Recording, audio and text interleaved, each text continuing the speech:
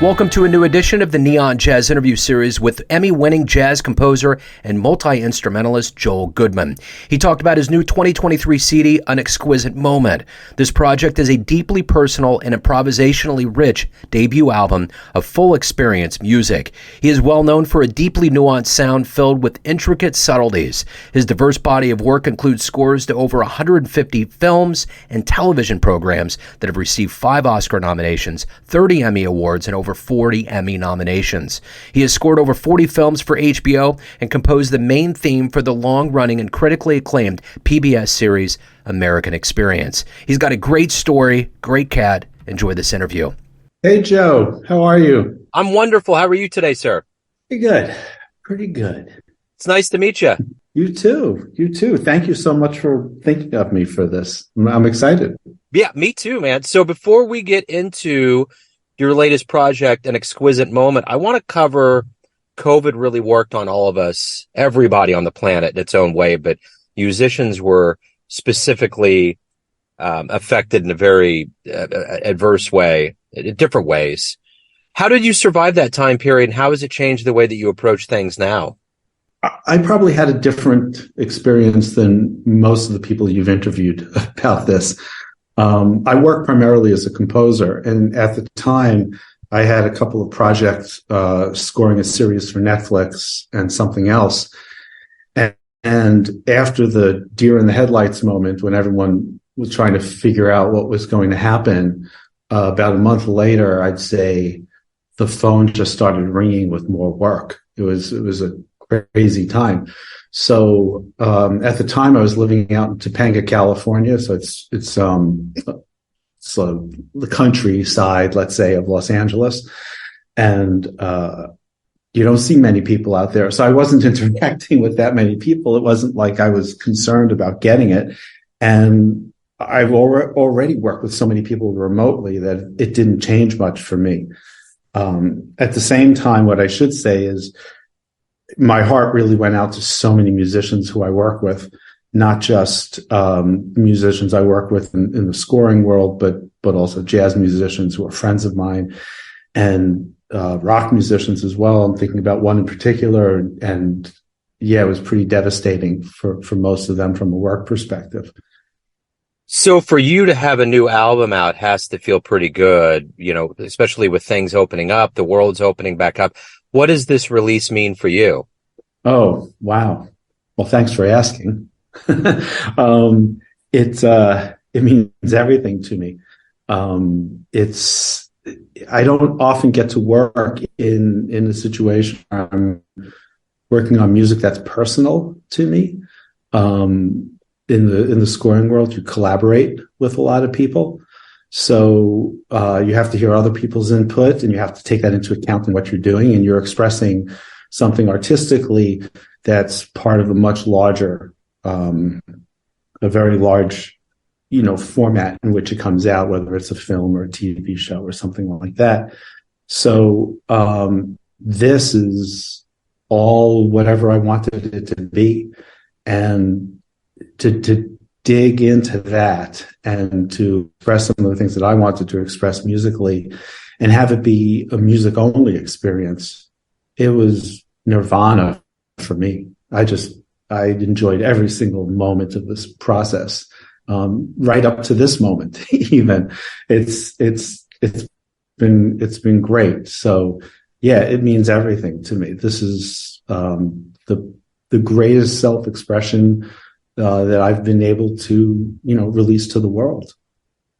So how did this project come together? What was kind of the nexus, the beginning of the idea to getting this to fruition? What were the artistic forces that went into this? About 6 years ago or so, I started making regular time to write music of my own. And I was writing music in various styles for various ensembles, but never with a purpose in mind. It was not for a score. It was not a commission.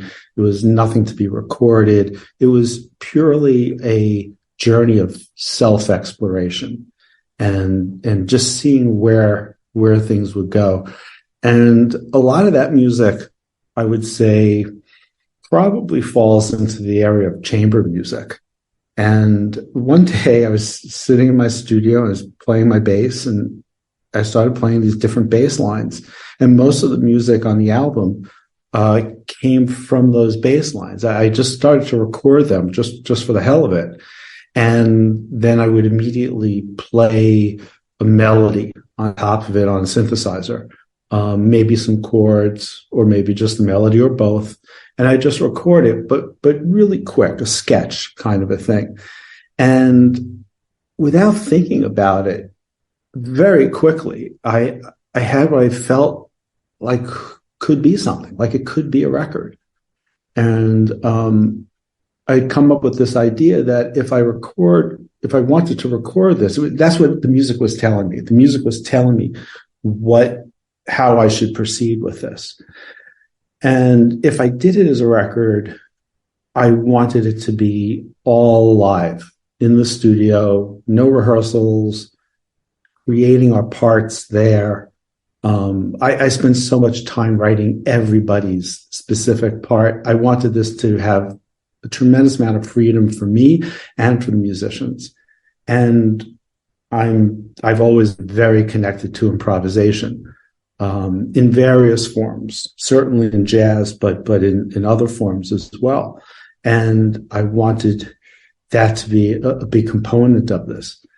So, and in a way I was thinking, it's kind of like the way rock bands in the 70s went into the studio to record. They'd go in there for months, maybe even a year, and they'd write the music there. And the whole thing was capturing that first time that someone played it. The first time, Keith Richards played that riff from Jumpin' Jack Flash for the band. It was like that.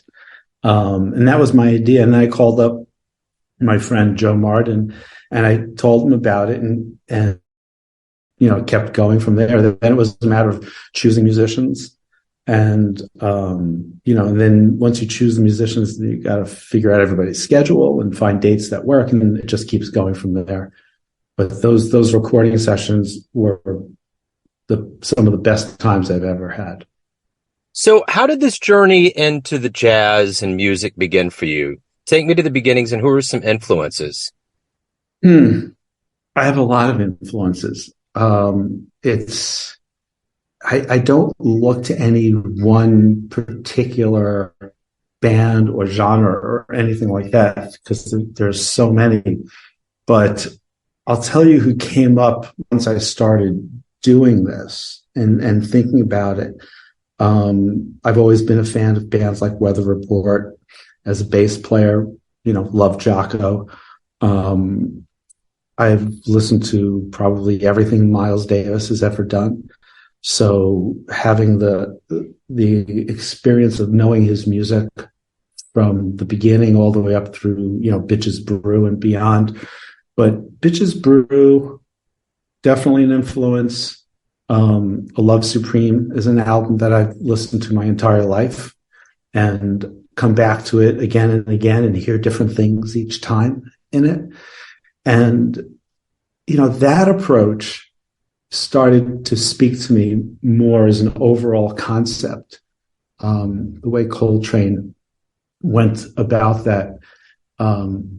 So that spoke to me too, but gosh, there's so much other music. I mean, Donnie McCaslin was the first musician I called for this. I've known Donnie a long time, though we hadn't worked together or seen each other in a very, very long time. And started listening to his music also. So, gosh, influences, the influences come from everywhere. And even I would be probably remiss if I didn't mention Herbie Hancock's Headhunters album, which was an album my father brought home when I was probably, 12 or 13. And I probably wore it out then. But yeah, lots of influences. What was the first live show that you ever witnessed that really blew you away, that made you think, this is something I'd love to do with my life? Wow, that's a great question. My dad was an audiophile, and loved jazz, loved old jazz, loved doo-wop music, a lot of different things. But somewhere along the way, he became a fan of Maynard Ferguson. And he got tickets for he and I to go see a double bill at the Felt Forum in New York, which is a small theater connected to Madison Square Garden. And we went and saw Buddy Rich and his big band and Maynard Ferguson and his big band in a double bill. And I still remember exactly what it was like. We went to see, I was playing trumpet at the time, and we went to see Maynard's band probably within a year again after that, out in Long Island. And we sat right behind Peter Erskine, who I think was maybe 19. I forget his age at that time when he was in the band. But he was so incredible. I just sat and watched him all night. It was like everything else could have gone away. Those were big concerts. I remember seeing Weather Report at the Beacon Theater in the late 70s. That blew me away. That was just unbelievable. Gosh, I can go on and on about that too. There are many concerts. Yeah, that's the beauty of it. That's where the love affair begins for sure. So, you've been very acclaimed in your life. You've won awards. And I'm curious, not what your favorite award is. That's never a fair question. It's just not. But I'm curious, which award did you receive that just blew you away, that just hit you in a way where you're like, wow, I didn't expect that? Well, I guess it would be when I won the Emmy. I've been nominated a few times, but when I won, it was on my first nomination. And I went to the ceremony, shocked that I was even nominated, to be honest about that. And I'm sitting there in the theater, and I open up the program, and I look, and I see that the music award is something like the 6th or 7th award. It's going to be early in the show. I had prepared nothing to speak. I really didn't think it was going to happen. And they announce it. They call my name, and I stand up, and then I sit down again because I really can't believe that they called me. And then they were like, "You won, get up, go up there." So I went up there, and it's funny. People ask about things like that. They, from time to time, they want to know, what's your favorite award? What I hear often is like, what's your favorite score? Things like that. But, or what was your greatest success scoring films, things, of that nature. And I keep coming back to the same story though, which I think is worth sharing with you. I was scoring a project, and, at the time, I was going through some personal things, and I really didn't think I was going to be able to give the film its due. So I told the filmmaker, I really don't think I should take this job. I should back out of this. And she said, no, we really want you. We really think you're the right person. And I said, well, I'm not going to have as much time to do this, and I'm going to have to, have some help doing this. She says, that's fine. Don't mind, whatever. So, my assistant at the time, Ben Krause, super talented composer, he really picked up, the pieces, what needed to happen on that score. And by the time it was all done, he had written more than the majority of the score. I've written very little for it. And I called up the filmmaker and I said, would you mind if we make the credit music by Joel and Ben instead of just me? And she was like, really? Do you want to do that? I said, yeah, absolutely. So she said, sure, whatever you want. So that's what happened. The film comes out, and the score gets nominated for an Emmy. And this means that Ben and I are nominated together.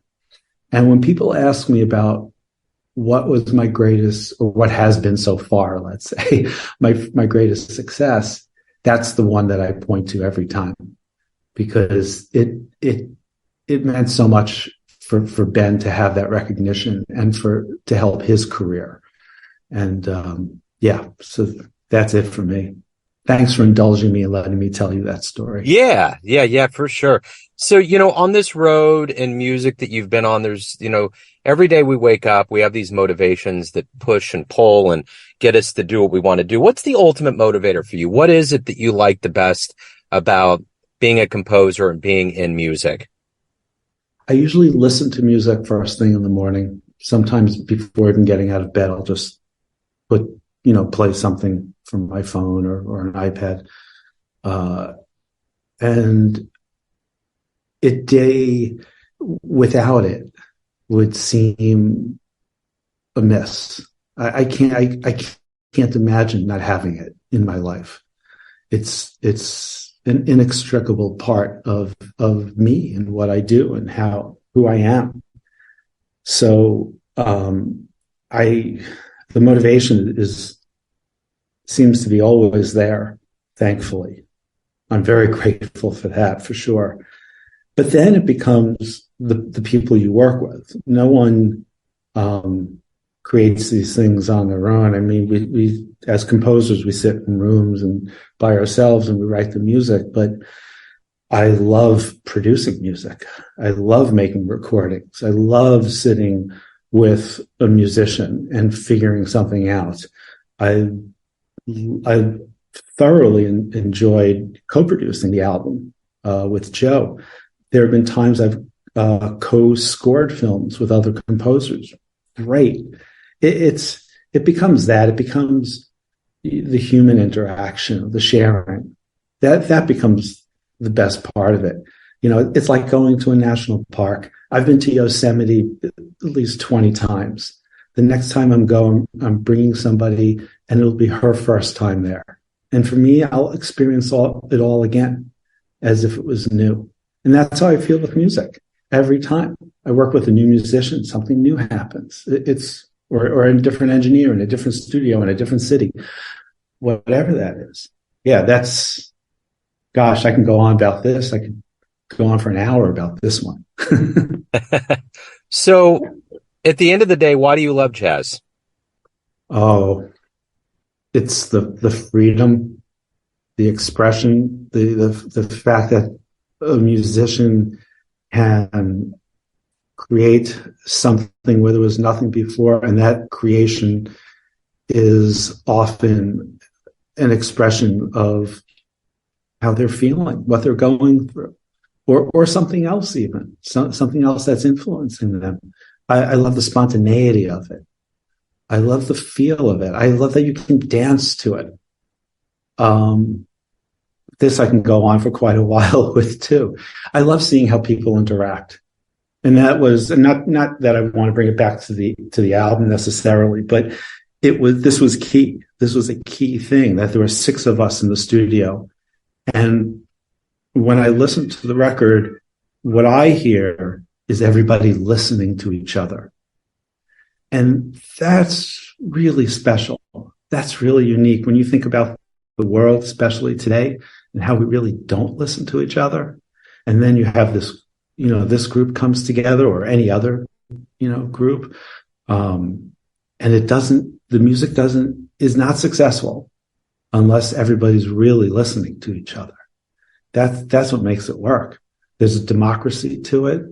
There's a joy that exists inside of it. I think even when you're expressing something that's difficult, you're getting it out. I think that's something to celebrate. Yeah. Gosh. That's another one. That's like another hour. Yeah. So everyone out there has a perception of you, an idea of who they think you are, your family, your friends, fans, but ultimately you're in control. What's your perception of you? Who do you think you are? Wow. I tend to be a thinker. I like to ponder things. I like to mull things over. I love to create. And creation is not limited to music. It can be anything. I love expressing myself. Yeah, I hope that, people think those things of me, and other things too. I'm not sure what others would think, but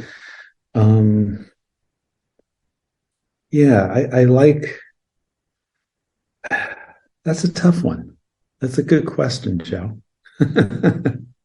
That's that's the final therapy question. And Yeah, sometimes it's a bit more daunting than it is. Sometimes the simplicity is where it gets at.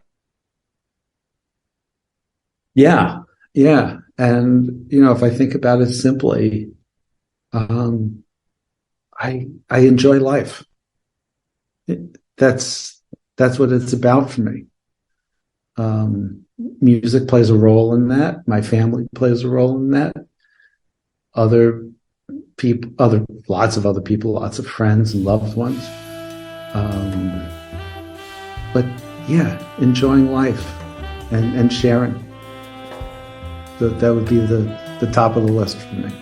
I love it. So, Joel, if anyone wants to pick up a copy of An Exquisite Moment, learn more, anything more about you or any of your previous work, where can they go? The best place to go would be my website, which is joelgoodman.com. Very simple. And there will be links. The album will be available June 23rd, so we have a little bit of time here. It'll be on CD, it'll be on vinyl, it'll be digital downloads, and they'll be streaming. So almost every flavor that exists, it'll be there. Excellent. I love it. Joel, hey, thank you very much for taking time out today. I really appreciate it. Thanks so much, Joe. Really do appreciate it. Thanks. Thanks for listening and tuning in to another Neon Jazz interview, where we give you a bit of insight into the finest minds and composers in LA, New York, Kansas City, and spots all over the world, giving fans all that jazz. Thanks to Joel for his time, energy, and class. If you want to hear more interviews, you can find Neon Jazz interviews on Spotify and Apple Podcasts. Subscribe to us at YouTube, and for everything Neon Jazz, go to the neonjazz.blogspot.com. Until next time, enjoy the jazz, my friends.